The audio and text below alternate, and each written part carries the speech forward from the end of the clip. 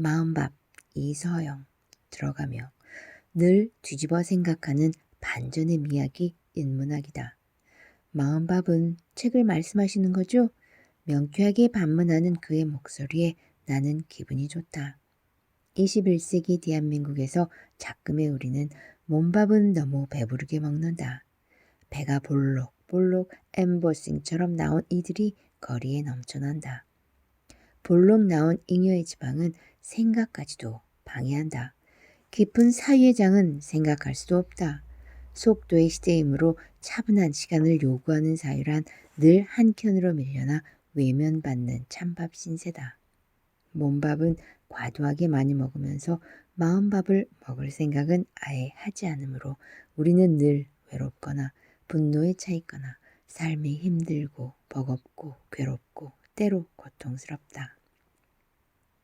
몸밥을 먹으면 배가 부르고 행복한 것처럼 마음밥을 먹기 시작하면 어느 순간부터 나도 모르는 사이에 행복과 여유와 관용과 감사라는 세상 속에 편입되어 있음을 발견하고 깜짝 놀랄 수도 있다.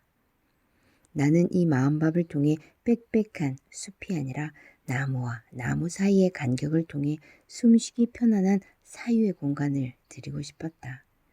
생각의 깊이를 살짝이라도 건드릴 수 있다면 그것으로 충분하다고 생각했다.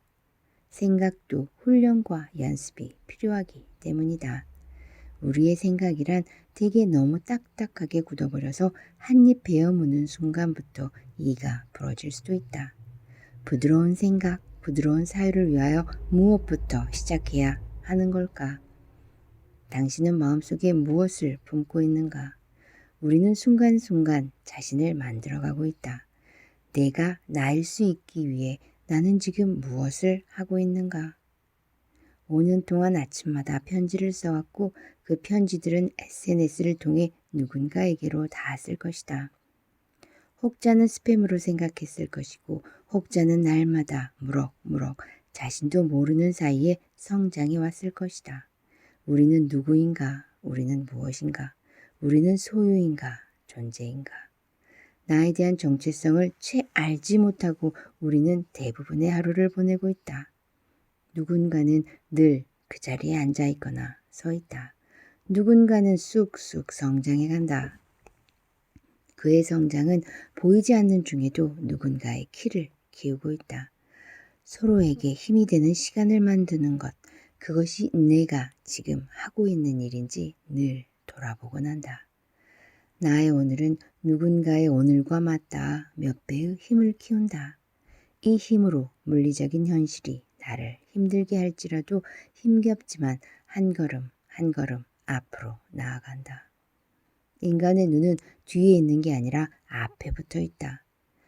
과거를 돌아보는 과정은 반드시 필요하지만 과거만을 보고 살지는 말라는 선언이다.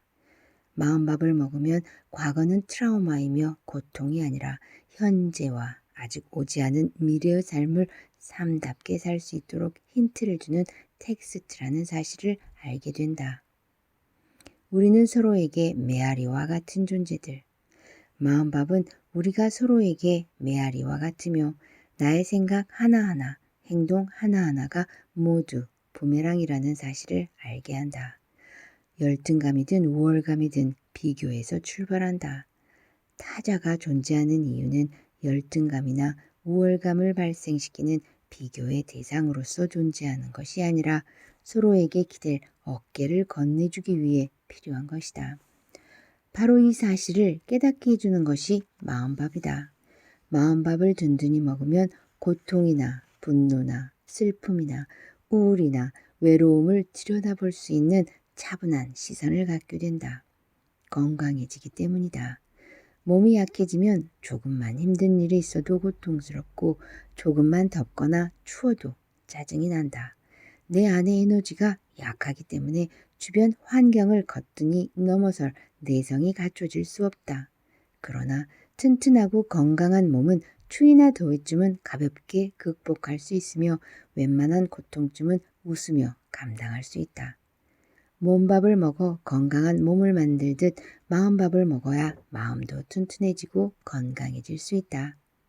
가장 쉽게 가까이에서 접할 수 있는 마음밥은 바로 책, 음악, 그림, 시, 소설, 철학, 사회학, 심리학, 명상, 종교 등 다양한 장르의 이야기들이 책 속에서 잠자고 있다. 책은 펼쳐야만 비로소 그 기능이 작동되기 시작한다. 책은 활자와 그림과 기호 등으로 이루어져 있다. 책은 언어를 통해 우리에게 말을 건넨다. 언어를 읽고 그것을 생각으로 연결시키는 작업을 통해 우리는 점차 사유의 세계로 접어들게 된다. 깊은 생각을 할 수 없는 이유는 독서력이 부재하기 때문이다. 독서. 책을 읽는데도 튼튼한 근육이 필요하다. 처음부터 깊이 있는 책을 읽기 시작하면 몇 발짝 내딛기도 전에 포기하게 된다. 처음에는 늘 가볍고 경쾌한 발걸음이 필요하다. 공부가 꿀처럼 달다는 느낌을 몸으로 체험하면 조금씩 힘든 걸음을 걸어야 할 때도 견뎌낼 수 있게 된다.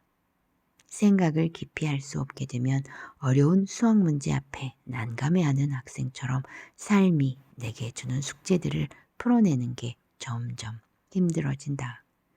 삶이 주는 문제들을 해독하고 해석하는 것이 어려워질수록 내 삶은 분노와 우울과 슬픔과 화와 열등감과 우월감으로 가득 차게 되고 결국 심하면 나는 그 독들을 한꺼번에 마시고 자살을 선택할 수도 있다. 사실 책을 펼치지 않는 것은 늘 술에 취해 있거나 담배를 끊지 못하는 것처럼 조금씩 자신을 마비시키고 죽이는 과정에 다름 아니다. 내 삶을 내가 알아보지 못하고 인식하지 못한다는 것은 사실은 살아 숨쉬는 것처럼 보여도 살아있다고 말할 수 없는 상태와 다를 바 없다. 언데드의 상태. 내가 내 삶을 어느 만큼 걸어왔는지조차 모른다면 앞으로 어디를 향해 걸어가야 할지를 어떻게 가늠할 수 있을까? 마음밥을 먹는다는 것은 든든한 정신과 사유의 틀을 갖춘다는 뜻이다. 그리고 이를 통해 진정한 행복에 이르기 위해서는 나와 내가 다르지 않다는 깨달음을 얻어야 한다는 의미이며 결국 분별과 차별과 구분이 없는 평화의 상태에 이르게 된다는 의미이다. 마음밥은 혼자만 독식하는 세상이 바람직하지 않으며 부자와 빈자는 서로를 바라보는 거울이라는 사실을 알게 한다.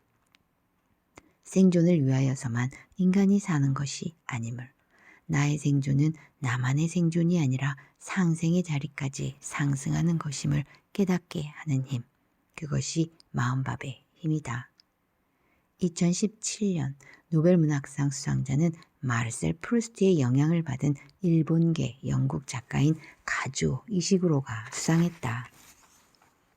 전해는 대중가수인 미국의 밥 딜런이 2017년에는 순수문학에 몰입해왔다는 가조가 수상했다. 이는 장르의 문제를 넘어 집중과 몰입과 환경의 산물이다. 집중과 몰입이야 작가의 영역이라고 본다면 환경이란 무엇을 의미하는 걸까? 이들의 수상을 격려하고 지지하는 것은 그 나라 국민들이다.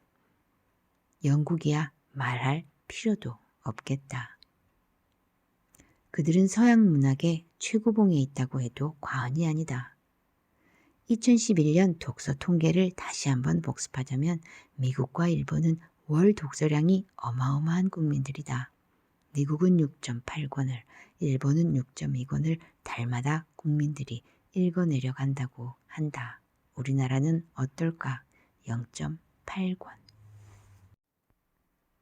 책을 놓아버린 이 나라 청년과 지식인들이 책을 다시 펼쳐서 온 나라가 책 한 권 옆구리에 끼고 다니는 문화를 복원시키지 않는 한 우리의 정시문화는 발전하고 성장하기 요원하다.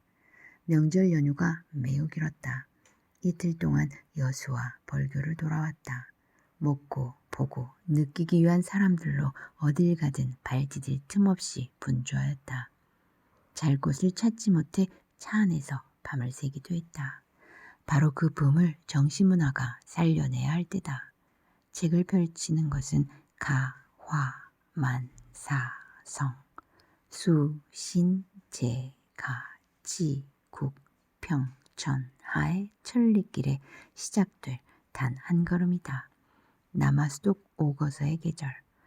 지금 시작해야 10년, 20년 뒤에 노벨문학상 수상자 한 사람쯤은 키워낼 수 있지 않을까.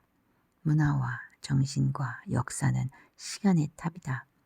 시간이 쌓이고 쌓여서 비로소 그 형체를 조금씩 드러내는 것이 한 나라의 문화이고 정신이며 역사인 것이다. 작가이며 한 사람의 국민으로서 나는 간절한 바람이 하나 있다. 나는 이 바람이 언젠가는 이루어지리라 확신한다.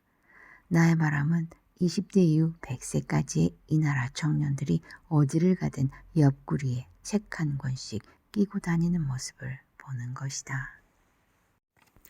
한 나라의 총체적인 문화, 그 중에서도 책을 펼치는 문화가 시간이 갈수록 조금씩 쌓이고 쌓여 나와 우리 앞에 당면한 많은 문제들을 어깨를 맞대고 지혜롭게 풀어가는 역량을 지니게 되는 그런 사회를 상상한다. 가진 자와 가지지 못한 자가 서로 손을 잡는 사회, 배운 자들이 평생 배움을 놓지 않는 사회, 배울 기회를 놓친 자들이 늘 배우려고 애쓰는 사회, 배움을 통해 누구나 서로에게 멘토가 되고 기꺼이 멘티가 되는 사회, 서로에게 늘 축복의 통로가 되어주는 사회, 고통받는 이들을 외면하지 않고 나 혼자만 행복하거나 내 가족만 행복한 것이 아니라 우리 모두가 행복에 이르는 사회가 되기를 희망한다. 책을 들고 산책하는 사회, 책을 들고 TV를 끄는 사회, 책을 들고 지하철을 타는 사회, 책을 들고 술과 담배를 끊는 사회, 책을 들고 토론하는 사회, 책을 들고 다니지 않는 것이 조금은 부끄러워지는 사회, 서로 빌려주고 빌려보는 사회, 대형 서점도 대형 출판사도 문을 닫아야 할 형국에 처한 사회가 아니라 골목골목 어디를 가나 구멍가게 같은 책방이 질비한 사회, 그런 책방을 먹여 살려주는 사회, 그런 사회를 꿈꾼다. 작금의 독서, 부재의 문화를 뒤집어 독서로 풍요로운 문화를 가진 이 나라 국민들을 상상하는 것, 이러한 반전을 꿈꾸는 것이 인문학의 진정한 역할이라고 생각한다. 아름다운 독서력의 사회는 이미 도래했다.